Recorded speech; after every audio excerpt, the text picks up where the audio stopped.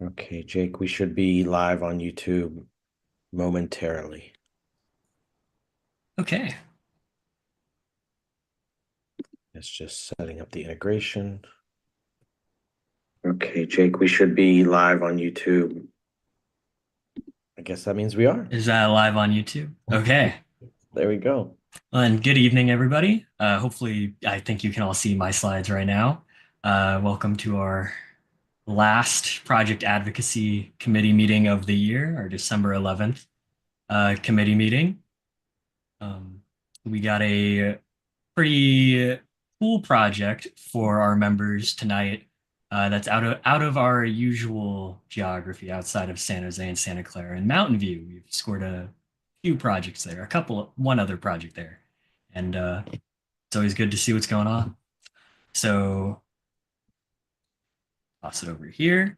So first, I think we will kick things off with a round of introductions of all of our members and folks in the meeting tonight. I'm Jake. I am the manager of project developments here at Catalyze SV. I'm going to be facilitating this meeting tonight. And then Alex, if you'd like to go. Sure. Hey, everyone. I'm Alex. I'm Executive Director of Catalyze SV. I will pass it on to Chris.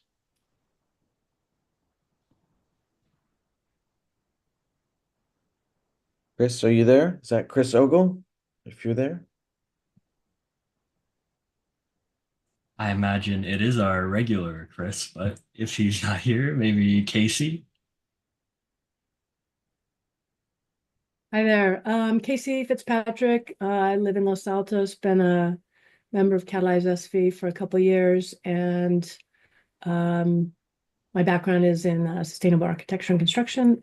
Look forward to learning about your project. And I'll pass it over to Daphne.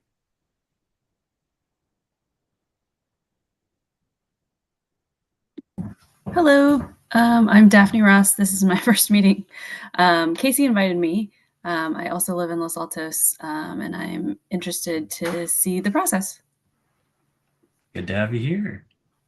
I don't know if Jessica, is that someone? Jessica? Hi, I'm here. I'm off camera because I'm still cooking dinner. Hi, I'm Jessica. Alex invited me to this meeting. This is my first time here with Catalyze SV. I also work in nonprofit right now. I work in development. I work in fundraising. Right now, I'm working for a preschool. Yeah, I'm excited to learn more about everything housing. Who can I still pass it off to? Chris or Ryan? Okay. Oh, yeah, I'm back. Sorry. Okay, I'll pass it to Chris then if Chris is back. Chris, it's going to you. Yeah.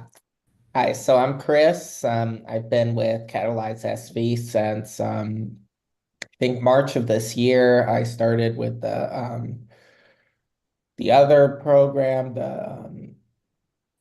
what do we call it? What's the other one? Yeah. SEAL team, Catalyze's SEAL Yeah, team. the SEAL team, and then I joined the pack, I think over the summer. And yeah, so I'm interested in kind of combining politics, real estate. So urban planning is kind of the natural intersection of those, particularly with an emphasis on like demographics and economics. So yeah, that's why I'm with Catalyze SV, looking to get employment in kind of the field of urban planning, politics, still Thanks. figuring that out. So yeah. Well, good to have you here tonight, Chris. And then Ryan, if you'd like to say a little bit. Hey, good evening, everyone. Can you hear me? Yes. Ryan Crubin, been with Catalyze SV since around 2017, and work in affordable housing development, worked for a number of nonprofit affordable housing developers over the years, and just joined a small firm, for-profit group, working on existing projects that are in the pipeline, and love to contribute my knowledge in affordable housing development. Thanks for being here. And then we are joined tonight by Jake with Affirmed Housing. If you just want to say a little bit about yourself, and then yeah, more than happy to.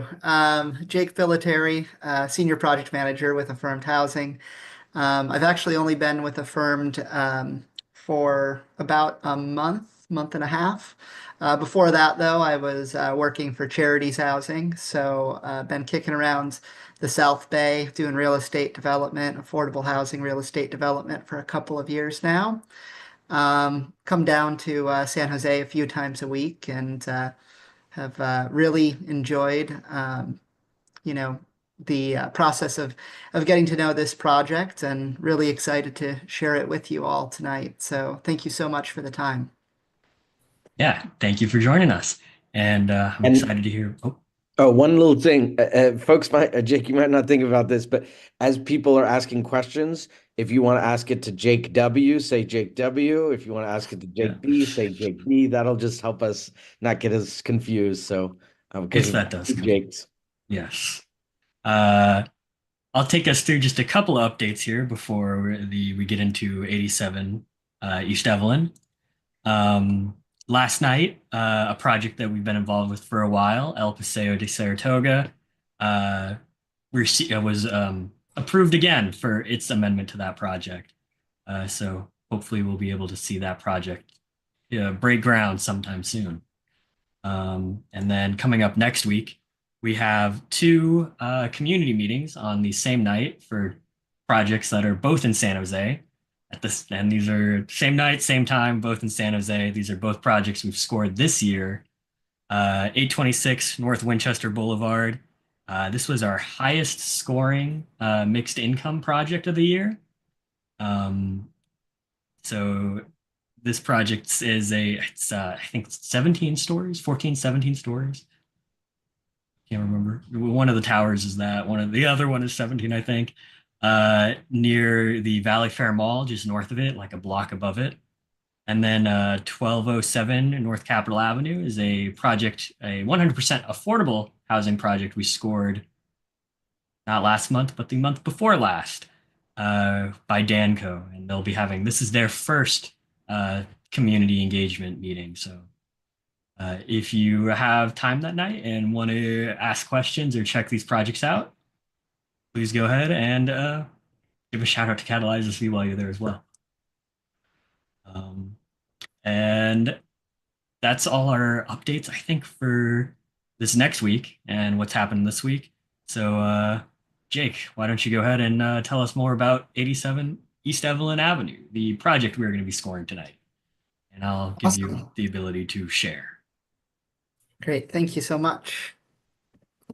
Or you should have it, I think. Yeah. All right. Can you all see my screen okay? Yep. I can, yes. Got it. Okay, awesome. So I'm here tonight to talk about Affirmed Housing's project in Mountain View. It is on 87 East Evelyn Avenue, and it's 268 affordable apartments using public land. So the property is currently owned by the city of Mountain View, and from what I understand, they acquired it a number of years ago from VTA. So it had previously been a VTA parking lot. Currently, Mountain View is using it for a safe parking site. And, in the next few years, we're going to develop 268 units of affordable housing in two different buildings. So it'll be a two-phase project.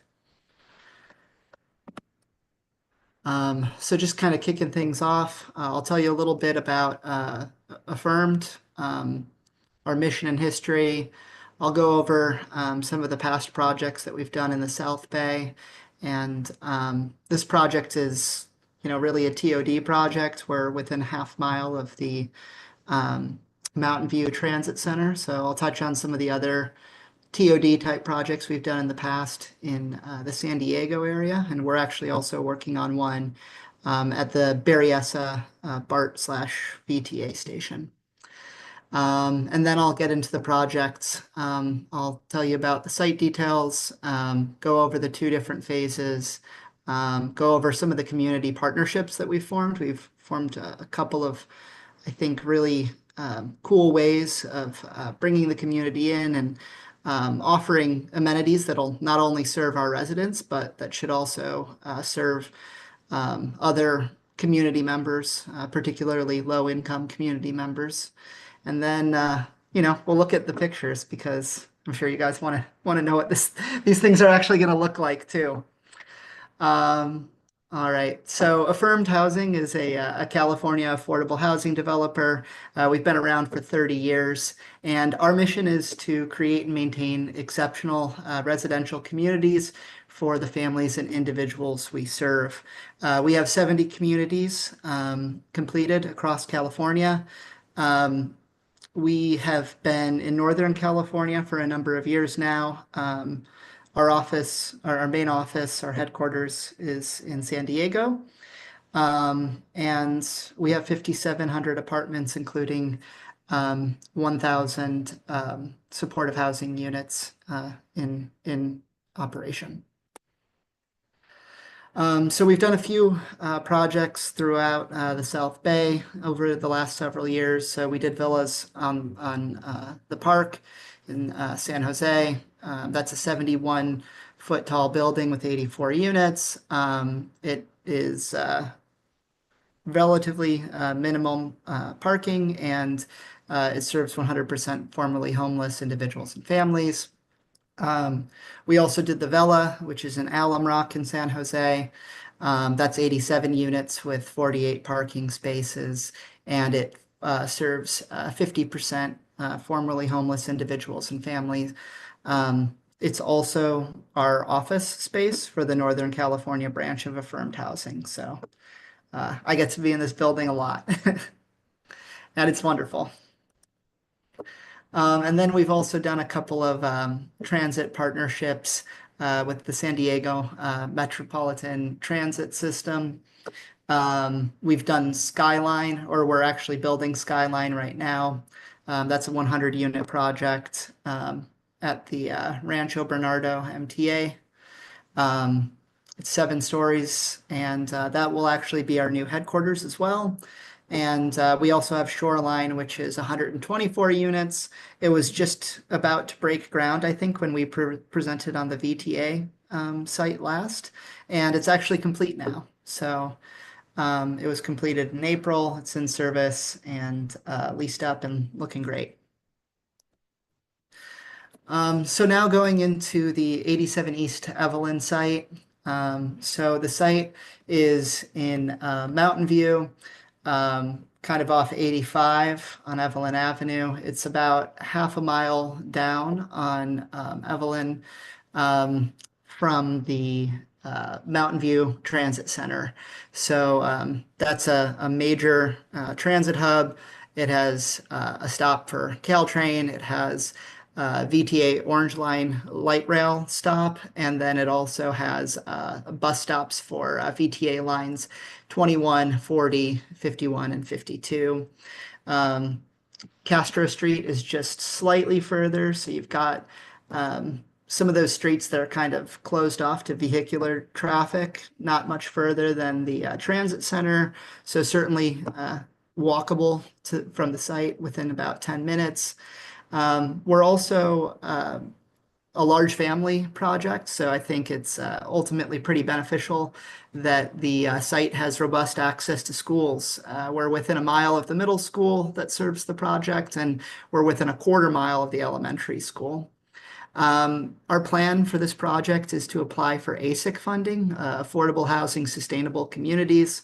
As part of that program, when you apply for the funding, you get financing not only for the affordable housing development, but you also have access to funds for transit improvements in the surrounding area and bike ped improvements in the surrounding area. So we've already been in conversations with Caltrain, VTA, and the city of Mountain View. I'm really excited about some of the bike ped improvements that the city of Mountain View has kind of stuck a pin in. There's some missing sidewalks between here and the transit center, so we would improve that, and then we would also upgrade some of the bike lanes. And then we are still trying to find, or rather determine what our transit project would be. But that would be financing that we would use for phase one of the project. So we'd like to see those changes implemented sooner rather than later. The site is currently zoned R4, so it's a high density zoning, but in Mountain View, that base zone only contemplates maximum densities of 80 dwelling units per acre and heights of up to 62 feet. Our projects are going to be using state density bonus law. We're 100% affordable, so we can use waivers and concessions to achieve increased density and then also reductions in certain development standards. So the projects that we're looking at will have a final density of 127.62 dwelling units per acre, and the waivers and concessions will allow us to push the building heights to 85 feet for phase one and 141 feet for phase two. So phase two is going to be a pretty big building, pretty tall and pretty prominent in Mountain View. It's also worth noting that Charities Housing is doing a development on the site next door. So our project is going to be these two buildings, and then Charities Housing will be developing another building to the west. We've been coordinating pretty heavily with Charities to ensure that we have a cohesive design. The projects fit together well, and we're even sharing some resources such as the driveway along the southern end of the property, which will provide access to Charities parking, and it will also provide fire truck turnaround for the buildings that are being developed. So phase one, like I said, it's going to be 85 feet. It's a 5/2, so 2 stories of concrete with 5 stories of type 3 lumber above. Total of 140 parking spaces. There is bike parking on this property as well. We're trying to figure out the final count on that. It's also worth noting that the parking that I'm highlighting for this phase serves both phases of the property. So it's 140 units for all 268, or sorry, it's 140 parking spaces for all 268 units. Same goes with the bike parking. On-site amenities are going to be on-site property management and resident services in coordination with our local partners. There will be laundry facilities, a podium courtyard, a community room, and I think kind of most importantly for us is there's actually going to be an on-site daycare. There will be about 5,000 square feet inside, and that will allow us to serve 70 to 80 low-income children, toddlers, babies who need childcare. There will also be a variety of outdoor spaces developed to serve that use. So the kids will have outdoor play areas and access to sunshine and other things that are important as well. The community partner on that component is Kids Connect, and like all of our projects, we'll have on-site security. For sustainability, phase one is going to be designated or designed to GPR gold standards. We're going to have solar panels that will offset resident and house loads. We're still getting the calcs on that, so I can't speak to exactly how much of the loads they're going to offset, but we generally try to max out solar panels on our developments. We're going to have a drought-tolerant landscaping, energy-efficient appliances, low-flow plumbing fixtures, and kind of the standard energy and water efficiency measures. Kind of above and beyond, I think is we're going to be using AFOCAs for the HVAC systems. These are highly efficient PTAC type units, so we're excited about trying those. I don't think we've used those in a project in the past, and they are a bit more energy efficient than other systems. And then we'll also be hopefully leveraging ASIC funds to improve connectivity between our site and Mountain View's walkable downtown, which, as we discussed, has a major transit station. Phase 2 is going to be 141 feet. It is 11 stories of type 4 construction, so it's mass timber. Really excited about that. We'll get into it a little bit more in the sustainability section, but mass timber is just really stinking cool. There's no other way to put it. This project or this portion of the project has 0 vehicle parking spaces and no bike spaces. As I mentioned, those are going to be built in phase 1. We're going to have on-site property management and resident services, though. We'll also have kind of the same laundry facilities, community room. On this project, we're doing a rooftop patio instead of a courtyard. And we're also going to have community serving space in this phase as well. So the design team is working to maximize the amount and usefulness of the space for CSA, Community Services Agency, which is a local nonprofit that serves individuals and families with low or fixed incomes. We're working with them to determine what use of the space would be most helpful for their organization. So we're trying to maximize the space, and that's still kind of a work in progress, but we're excited to have them in the building because they provide a lot of food services that might not only benefit our residents, but kind of the surrounding neighborhood as well. So the tenant population on phase 2, I don't know where my phase 1 tenant population slide went, but they're going to be all affordable units except for the manager's units. The unit breakdown is 12 studios, 36 one-beds, and 29 two-beds, and 33 beds. So it's a large family project. And we're exclusively serving residents with household incomes between 30% and 60% of the area median income. On this one, we have the same sustainability features as the other phase, but as I mentioned earlier, we're going to be using a mass timber construction, which reduces the use of environmentally harmful concrete in both the upper floors and in the foundation slab. It allows for a much lighter building. So on some of the recent projects that we've been discussing with the GC that we're potentially partnering with, in the foundation slab, for example, they've seen the amount of concrete going from 3.5 million pounds to 1.9 million pounds. So a much, much lighter structure, much, much less concrete. And also wood is obviously something that grows and is renewable. So we're really excited about doing what will be the first mass timber project that Affirmed does. For community engagement, we're reaching out to the community and coordinating to ensure that the projects are a success. We have the community commercial. We meet with our service partners quite regularly.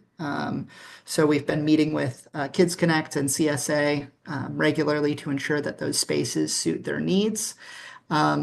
It's also nice because the child care center will prefer children from our buildings and the charities building, and will partially subsidize their rates. Also, both of those community serving commercial spaces will be provided free of rent. We're coordinating with charities to ensure that the two projects are cohesive. We're sharing a service provider, so both projects are likely going to have Catholic Charities as the service provider. And we've also agreed to put in a driveway, and there's also some other infrastructure that we'll be sharing as the projects advance. We've been coordinating with the city staff to make sure that we're modifying the project design and navigating their processes appropriately, involving them, soliciting their feedback. We think that's particularly important here because it's city-owned lands, and we want to bring something that ultimately the city's excited about. We also have local tenant preferences for VTA employees and City of Mountain View residents to fight displacement from this community.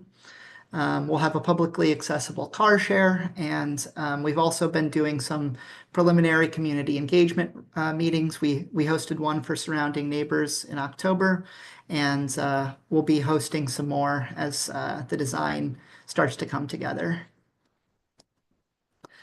And now we're kind of into the renderings. So this is phase one. So this is the 5/2 structure. This is kind of what we were thinking the children or the child care center area might look like. The two buildings are separated by a small paseo. So we've been working really closely with City of Mountain View Planning. They've been really excited about this paseo and figuring out what it's going to look like and what it's going to feel like for residents. So we're really happy with how that's coming together. There should be some community art in here and on each phase of the project. And this should just be a nice place to come together, walk, and hang out. And then these are images of phase two, much taller building. We're really excited by the size and scale of it.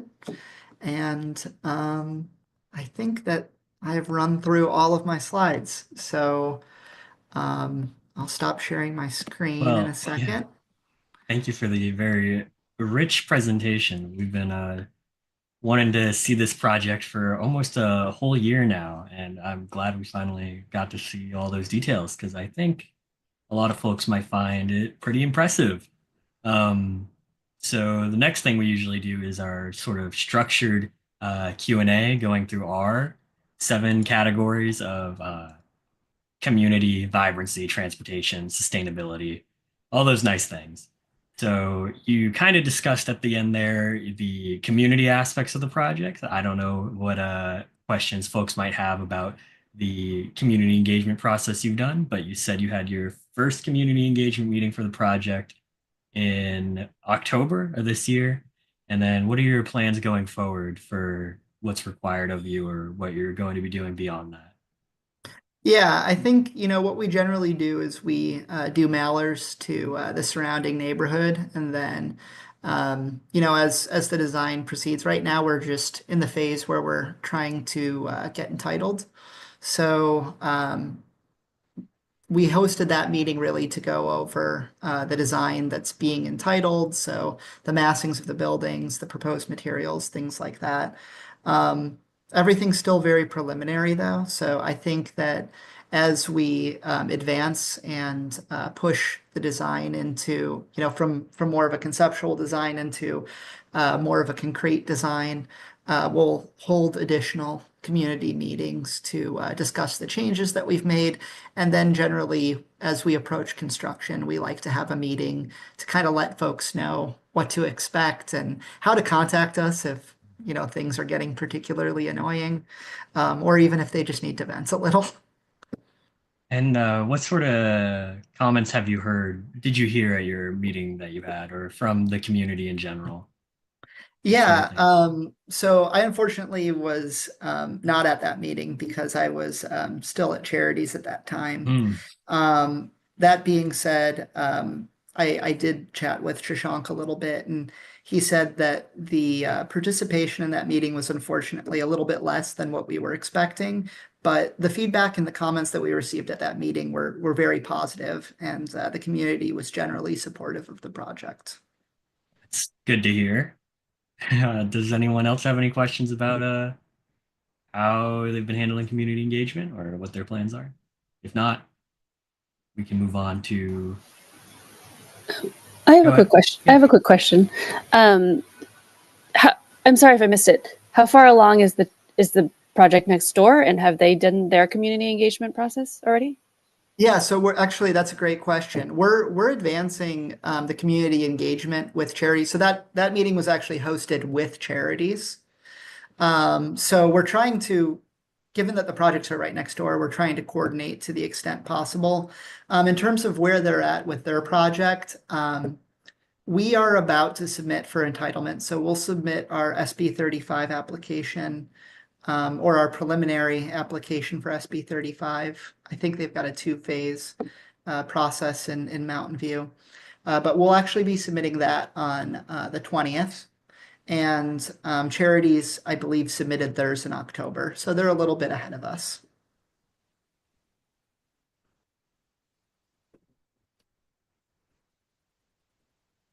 It's interesting to see that you're working so closely with Charities to do these projects in tandem. Yeah, we meet with them and their design team every week to coordinate things. I mean, there's some shared joint trench work. There's obviously the driveway, and then the city really did want the look and feel of the two projects to cohere. Okay. Well, then, I guess anyone else have anything for community on the topic of community? If not, jump ahead to vibrancy to talk about what this project sort of brings to the public realm in this area here. You talked a little bit about the paseo and the art that's going to be going in there, and all the sort of community reaching amenities that you'll have that are not just for residents, but I think you said some of those are facilitated for even neighbors around as well. Yeah, those are publicly accessible community spaces. So they'll provide services to folks in the broader Mountain View community, not just even the neighborhood. But obviously, it'll be adding a node for both of those nonprofits that will allow them to bring services to either. I don't know if Kids Connect has a location in Mountain View yet. And then CSA, I know, already has, I think, a couple of locations in Mountain View, but this would be a new location for them. Yeah. Does anyone have any questions they want to go in with on vibrancy here? About I don't know. Well, songs what are some of those community services that are available to the broader community? And is the entrance to those locations, is that off the paseo as well? So the paseo is going to get public use, or can you say more about that? Yeah. So access to those spaces will be off the paseo. And or there's also some design features between the Charities project and our project. So the CSA space, I believe, will be accessed off of our paseo, and then the Kids Connect spaces will be accessed kind of with the space between the two projects. So Kids Connect provides childcare for low income families. I think right now we're planning on space for 2 classrooms of 24 children each. And then we're also planning on an infant classroom that will have 30 infants. So I think the total population that we anticipate serving there is something like 78 kids from low income families. And then CSA provides a variety of different services. I think the main thing that they do is food pantry services, food security type services. So we're not 100% sure. We've been talking with them about what the best use of the space would be. We've been going back and forth a little bit, and we're still trying to figure out exactly how much space would work for them in the building. And the amount of space that we can find is really what's going to drive the use of that space. So it might be partially office space, partially food space. It might be service space and food space. We're not 100% sure yet.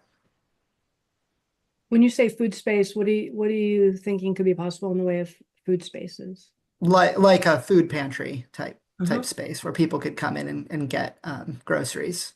Oh, super.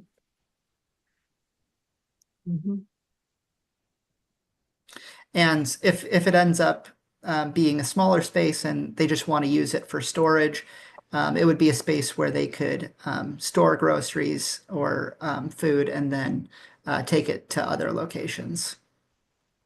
I don't know if you're also familiar with Food Runners, Peninsula Food Runners. They drop off like leftover corporate food and they could probably bring you huge amounts like once a week or more for your residents as well as community members. If you have enough space for like having a lot of people come in and get it, that would be awesome, you know?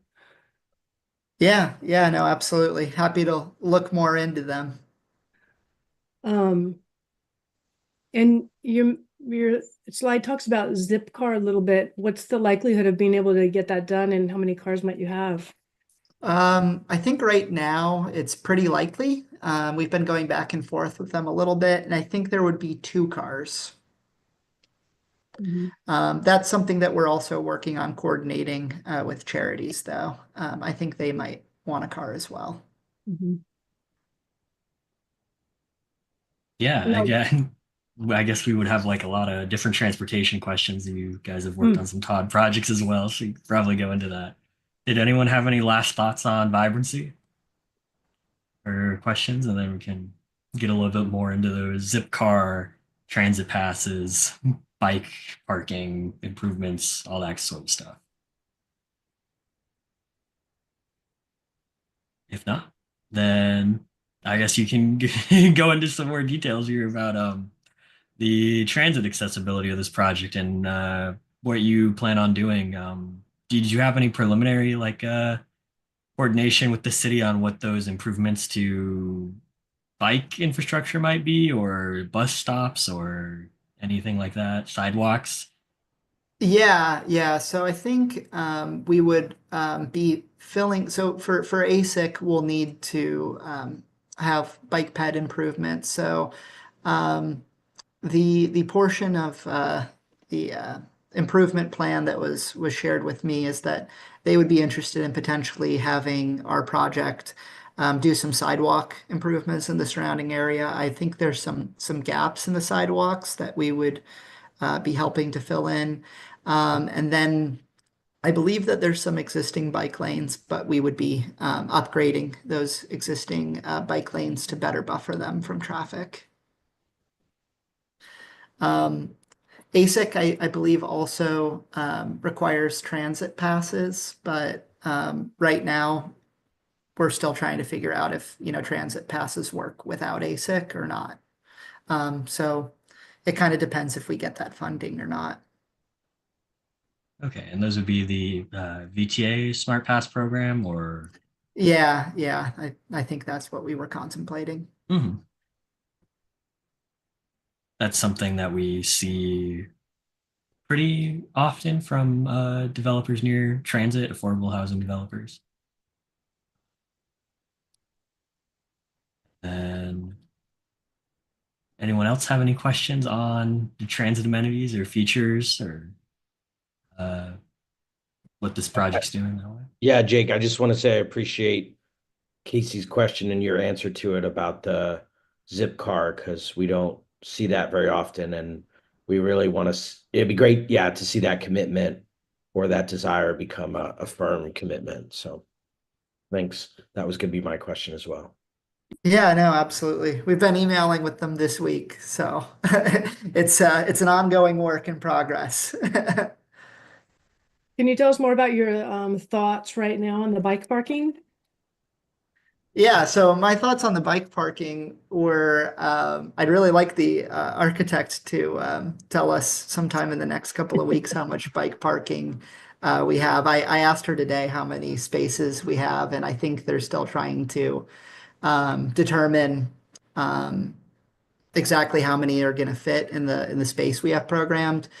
We do have a substantial amount of space programmed, though. I think it's about 1,500 square feet, so it should be enough space for a large number of bike parking spaces. Yeah, that's a lot of space for bike parking. I saw the plans have two separate bike rooms in the one building. So Yeah, no, it's a lot of space. is there any consideration maybe of for larger bikes, like cargo bikes and stuff like that, for maybe people who have used their bikes to shuttle their groceries or kids around or anything? I think that would be a good idea, certainly. And we've got a large amount of space programs for this, so I think that's certainly something that we would be open to. Okay.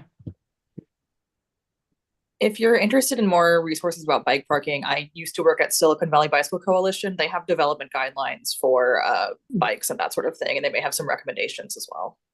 Yeah, no, if you could drop a link in the chat, or I can drop my email in the chat. I'll see if I can find one during the meeting. If not, I'll take your email.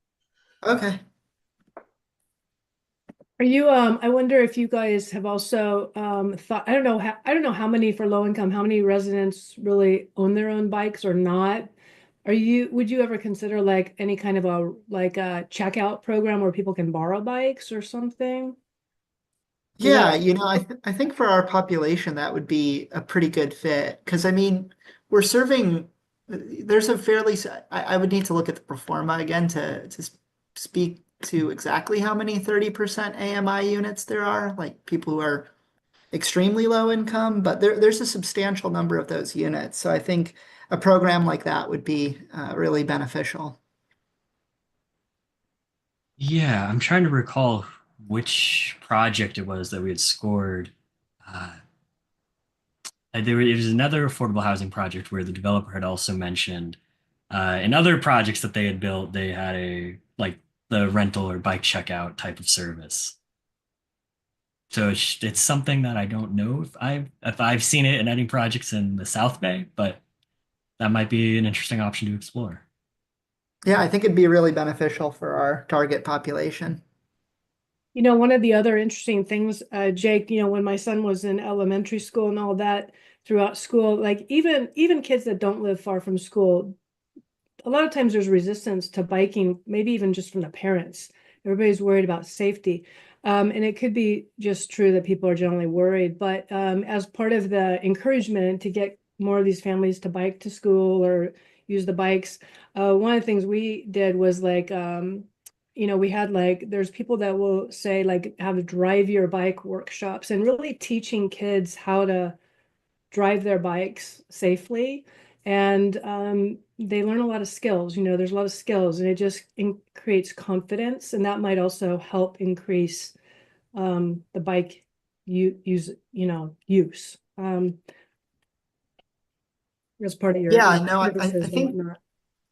I think you raise a really good point. And I think so for ASIC funding, there's also like a component, like a programming component, that, classes or resources and things like that encourage people to use transit more, or, get around any other way than a single person in a car.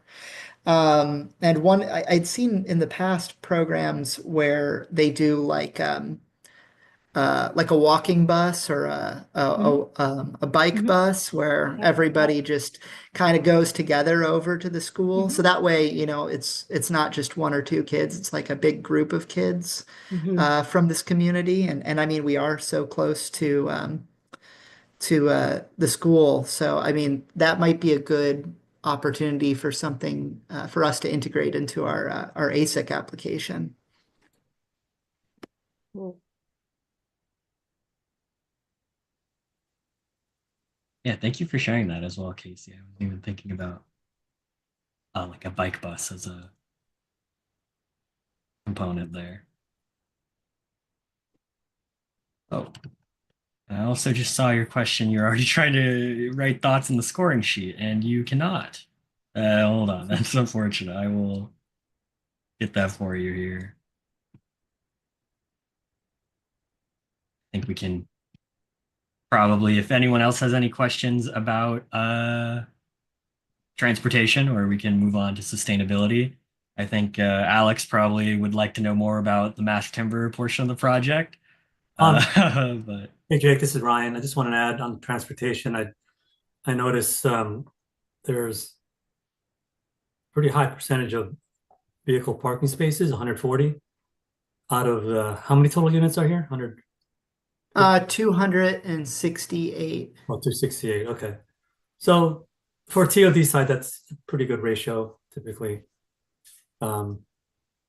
See lower, next to transit, but good to see that you guys have pushed that parking space in the site, and it'll help the tenants and visitors that go to this property. So Yeah. good to see that. That's all I wanted to add on transportation. Yeah. Yeah. Is Zipcar something that you've done at other projects where like can that reduce the parking count if you or like if that does that make a is it basically I'm asking is Zipcar you've done at other projects and do you know what the reception to that is? Yeah, no, I think as far as I've never done it before. And then for Affirmed, I'm not sure if they have it at other projects or not. I believe that this is something new for us, though. Yeah, again, it's new hearing for me as well, so it's something where I'm very interested to see other projects adopt like shared Yeah. cars like that or something. Yeah, no, hopefully we can figure it out and then report back. Yeah, thank you. Any other last thoughts on transportation? Jake, sorry, did we cover transit passes? I can't remember. Uh, you mentioned that was part of ASIC and you're exploring that still? Yeah, yeah. Okay. And you mentioned, it sounds like you're not sure if you can do them if you don't get the funding from ASIC, is that right? Yeah, I'm not sure. I would have to look more closely. Okay.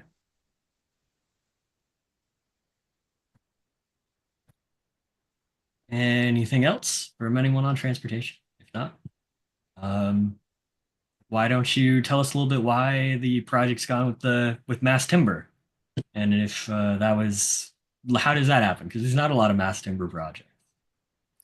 Yeah, no, I think it's one of the things I think that probably differentiated our proposal when the city of Mountain View issued an RFP. And it's been something that as a company we've been interested in exploring for a long time.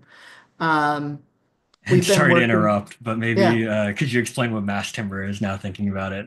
Not Oh, everyone might know what that is as a building material.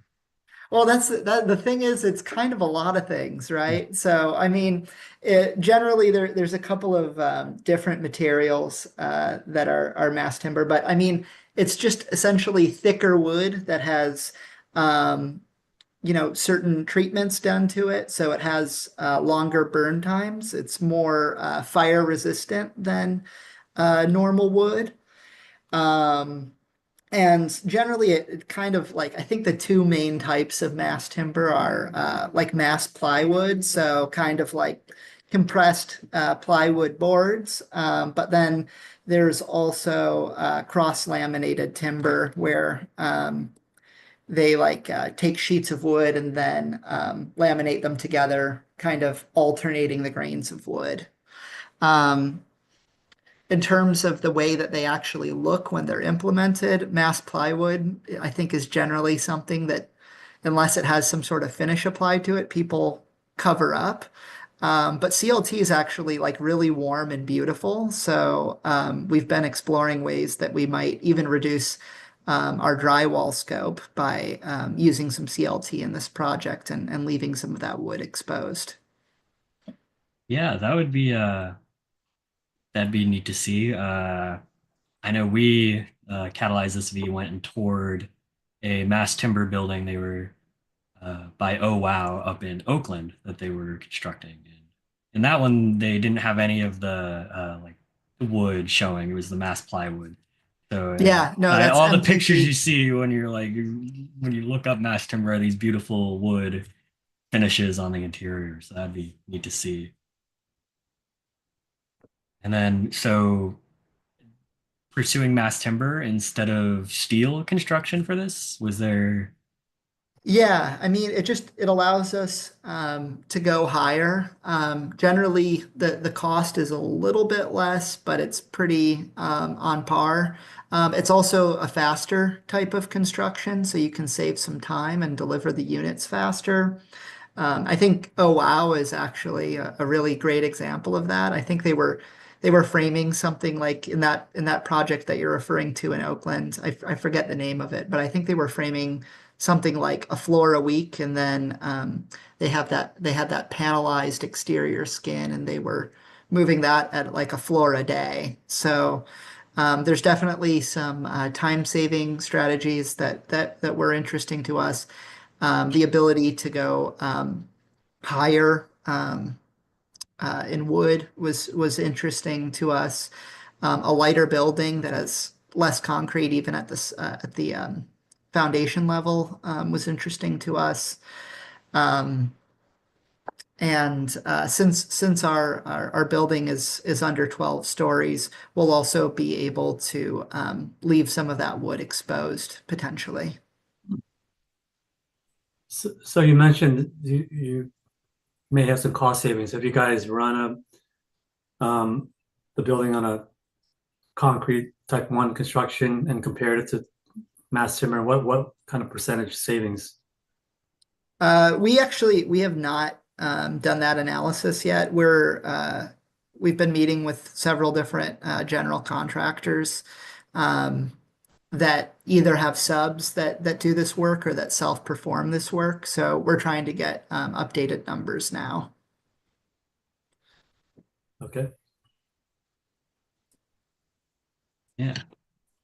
And then uh is this building, do you know what this your phase two building would have as a rating, or the green point rating, or whatever Oh yeah, system no, you it use? it would be at least gold. At least gold? Okay. Yeah. I think Jake B said they were both gold, both buildings. Both gold. Okay. Sorry. I saw, I think for phase one it said gold. Yeah, okay. Is that a No requirement worries. of the city of Mountain View or? Um, I'm not sure. I think that's just the standard that we've been building most, if not all, of our buildings to. Okay, got it. Yeah, because that's the second highest standard, right? Yeah. Yeah. I kind of missed it, but maybe we can include it here anyway. I wanted to ask you more about for the childcare. Maybe you mentioned it, but what are you doing in the way of outdoor play space for the kids and the families as well? Yeah, so for the outdoor play space, I think it's a couple thousand square feet. That's going to be fenced in for the CSA, or sorry, not for CSA, for the Kids Connect space. And there's going to be, we've actually been talking with Kids Connect to see how they want that space designed and utilized. I think their director wanted some, spaces where kids could like get in the dirt, some like tools where kids could, dig and play and learn how to use tools. And then I think they wanted, some trees and then also some organic play structures, some like wood play structures. So we've been kind of going back and forth with them, and they've been involved with the design team as we approach entitlements. And then um, after we're entitled and pushing the design even more, I think that we'll probably coordinate with them quite closely to determine exactly what's in those play areas. In terms of outdoor space for the families that live at the buildings. Obviously, the Paseo is a space that'll be nice, but there's also for phase one, there's a large podium level courtyard. So that'll be on the third floor because we have the two floors of concrete on the lower levels. And then for phase two, there will be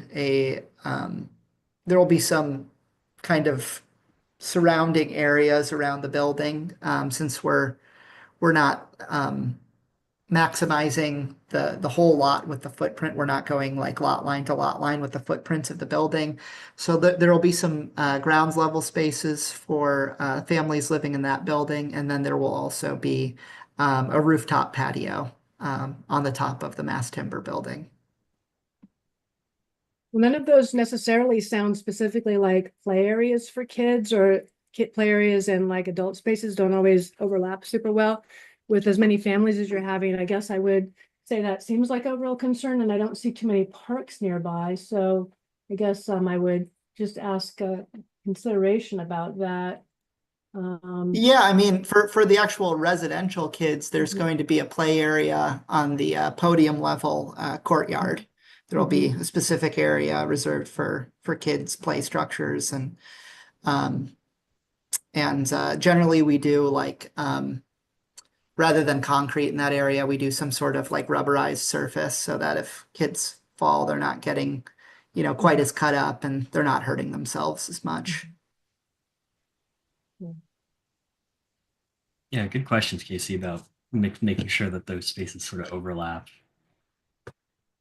What are you going to be able to do in terms of green space and trees on site? What's possible with that? Yeah, so the city of Mountain View was actually really dedicated to maintaining as many. There's a number of heritage trees, a number of large trees on site. So we're actually preserving quite a bit or quite a few of the existing trees on site. And then we'll be doing a drought resistant scaping around, and then we'll be adding trees to replace the trees that do have to come down to make way for the building footprint. But that's something that's been coordinated quite closely with the city. It was one of the items that they were really passionate about. Yeah.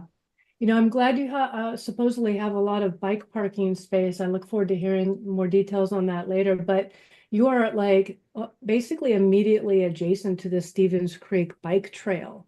That's a huge connector that people could use to get so many places. It's awesome. Yeah, no, it's a great. I mean, it's a really connected site. I think that, being close to that bike trail obviously is a huge amenity for our residents. And then hopefully we can improve connectivity along Evelyn and make access to that transit center a little bit easier as well, and just really make it so our residents can get around conveniently without cars.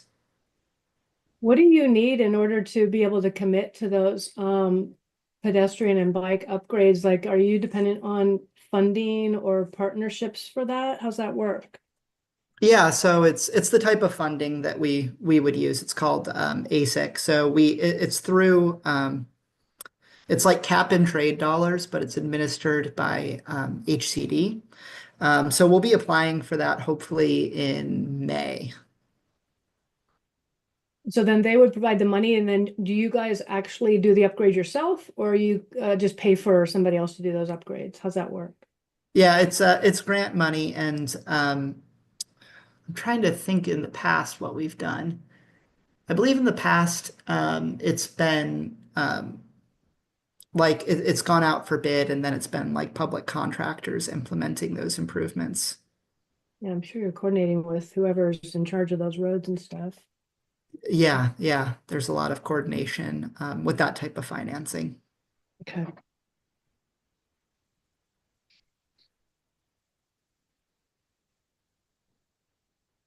Yeah, I'll say it is a really great connected site, and it would be amazing for the residents to be able to be fully accessible, even just walking from that site to the Mountain View train station. It's very close, but I think it would be great if there were like some upgrades. Of course, you're walking underneath a freeway and all that stuff, but like it's really a good site for accessibility. Yeah, it definitely is. Let's see here. We have two of our sort of structured categories left here. So intensity and zoning, that's looking at the density of your building, the height of it. And the density is pretty good. What was it, 128 dwelling units per acre? Yeah, it's 127 dwelling units 127? per acre. Yeah. So impressive. What was the reason to settle on that density for this project? Are there things where if they change, you could go higher or? I think that I was talking with the architect about that today. I think that this is about as high as we can go. Like with the mass timber, we're at 11 stories. I think by the time you start going to 12 stories, you need to start bringing in a lot more drywall. So I think that's kind of what's driving that decision. And then I think the other building we wanted to stay with the more conventional construction style. So I think I think you're only allowed 5 stories out of wood on top of the concrete. So Yeah. I think that's probably what drove that decision. I think both of those decisions were made before my time with the firms, though. So I'd have to check with Shashank to be sure. Could it be, Jake, that you want to get the first project or the first phase done first, knowing that mass timber is still on the sort of, you be a pathfinder on mass timber? Could it be that? No, I think we're open to doing some of our other projects. We're looking at mass timber as well. So I think we're open to the technology. It's just I think the bigger space too, it has the parking for the site as well. So I think that's kind of why that one's going first and the building with no parking is going second. Yeah, because it's sort of that conventional donut with the parking in the middle there to get that Yeah. done and not have to go below ground or something like that. Anyone have any questions about the intensity of the building or about heights or anything like that? If not, then we can touch on a pretty important category, affordability. Which would you mind going into the AMI breakdown? So what AMIs are these units going to be for? What's that mix look like? Yeah, so it's 100% affordable to families at or below 60% AMI. I think both buildings are somewhere around, I think 49 to 50% average affordability. And we do have a substantial number of those 30% AMI units as well. So units that are really set aside for folks who would probably otherwise have difficulty finding housing.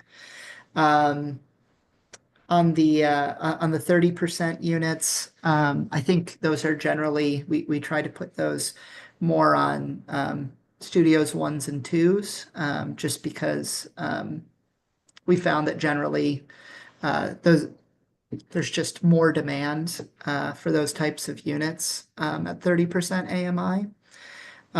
But we have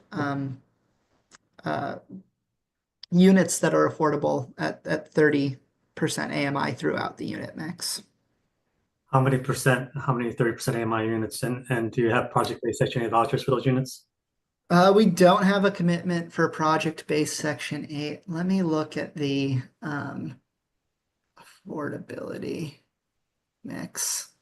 I think I sent this to you the other day, Yeah, Jake. I believe there's 30 units in phase one, if I'm remembering, 30 in phase one that are at 30%. And then I think what is it? It might also be 30 in phase two, I think. I'm I remembering assume this is a 9% deal, Jake? No, these will both be 4%. 4%? Okay. Yeah, so I mean the ASIC I think is what the ASIC or if we have to go in for like MHP, the state funding dollars I think will be what really allows us to hit that deep affordability. Could you just go over the capital stack as you have it today for this project, what that looks like? Yeah. So it's 4% tax credits. I think we have state tax credits in each, and then minimal funding commitment from the city because the city is contributing the land, which is, obviously brings substantial value as well. And then we have the state financing program. So that'll be ASIC for phase one, and then we're looking at MHP for phase two. Got it. And I assume with the city land contribution donation, that'll help your competitive scoring, right? Yeah, no, that absolutely will. Public land helps us. I don't know if we get points for that on the tax credit application, but public land is one of those areas in the state level financing, where it's really difficult to get points and most projects don't get points. So it's a huge benefit that we're going to be getting those points. It is, and it'll help increase your tiebreaker and you'll be competitive for your tax credits when you go out. Yeah, and I mean, and it's also helpful that the city of Mountain View is has the pro housing designation. That's another category in these state funding applications where most projects don't get points, but this project will. It's good, thank you. Yeah, and our last category that we would usually ask about is legacy, but I don't see that really as applying to this project. That category specifically is about what the project undertakes to incorporate or preserve. There's some sort of historic or significant cultural element in the area. Is there like any sort of influence on the design of the building from any of that? If not, it's not something we usually score in most projects. Yeah, I don't think it applies here. Okay. And then anyone have any questions that they didn't get to ask or just any random questions about the project at this point? And then we can move on to scoring it, but just last minute questions or thoughts or anything you want to add. I have a question, sort of. I know that site used to be or still is the safe parking site. Is that true? And is the city moving that site, or did the people in that safe parking site have any sort of priority in affordable housing? Or I don't know how that works, or what would be the protocol? Yeah, no, I'm actually not 100% sure, and I asked about it earlier today, and I'm still waiting on some answers. But I do know that so in terms of the preference, the safe parking site will be moved. The city has a large safe parking site. I think it's off of Shoreline, kind of by the amphitheater. Yeah. And they're going to be expanding that. So they're going to be expanding that by more than the number of safe parking spaces that will be lost when this site is converted to affordable housing. Got it. Thanks. Good question. Thanks for asking that, Daphne.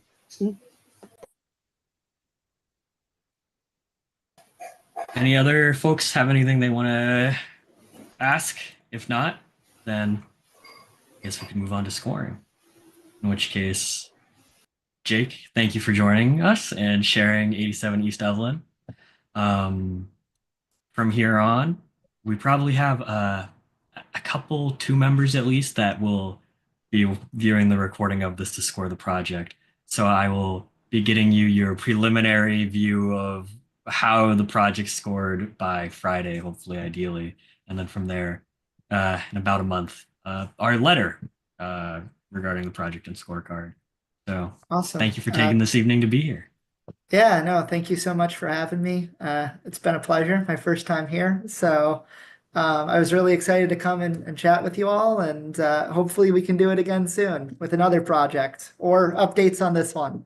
Yes, thank you. Really stellar Definitely. presentation too, because I know we didn't get the chance to talk beforehand, but that covered almost everything that we would usually need to follow up with developers to ask if they didn't include it, but really comprehensive. So thank you. Yeah, fantastic presentation, Jake, and a beautiful project. I'm happy to see it. So great job for your company. Great job, Jake B. Thank you. Really Thank you enjoyed so it. much. Thanks for having me. And thanks everybody who dropped resources in the chat. I've got them open and looking to learn and explore more. So thank you so much. You rock, Jake B. All right. Have a good All one. right. Good night. Thanks. Stay on. And now we will head, if it goes offline, our live stream on YouTube. Good night to the